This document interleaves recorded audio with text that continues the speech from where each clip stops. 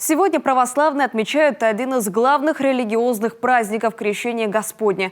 В этом году праздничная служба в церкви, крестный ход и крещенские купания во многих регионах страны отменены из-за пандемии. Но в Сыктывкаре подобных запретов не вводили. Евгения Кладкевич отпраздновала крещение вместе с сотнями горожан. На часах почти полдень. После праздничной службы прихожане и священнослужители Свято-Стефановского кафедрального собора присоединяются к крестному ходу. В этот раз богоявление в столице сопровождается настоящим морозом. -20, да еще и с ледяным ветром. Признаются прихожане, такого на крещение не было давно.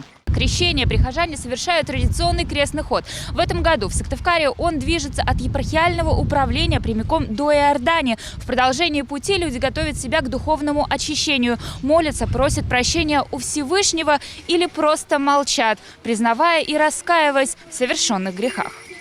Во главе колонны служители с иконами в руках. В белых облачениях они затягивают молитву, передавая песнь вглубь колонны. Со временем строй молящихся пополняется. К крещенскому шествию жители столицы подключаются прямо по ходу движения. Я думаю, что хотелось бы окунуться ради всех своих родных, чтобы все были живы и здоровы. В первую очередь вера в Бога, чтобы все люди покаялись. А само крещение, оно больше традиция, а не обряд. В этом году в Сыктывкаре оборудовано 4 крещенские купели. Одна из них, по традиции, открыта на правом берегу Сысолы. К крещенскому омовению ее лично готовит архиепископ Сыктывкарский и коми-зырянский Петерим.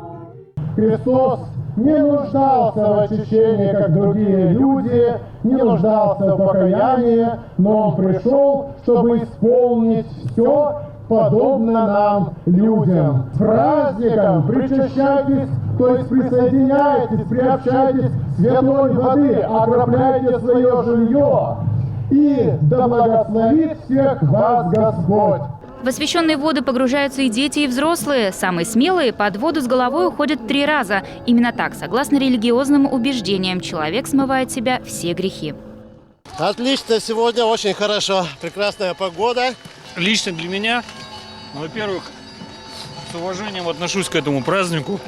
Ну, а во-вторых, личная перезагрузка. Те, кто окунуться все-таки не решился, могут омыться крещенской водой уже дома. Для этого необходимо набрать воду из соседней купели. Осветить можно квартиру, умываться, пить.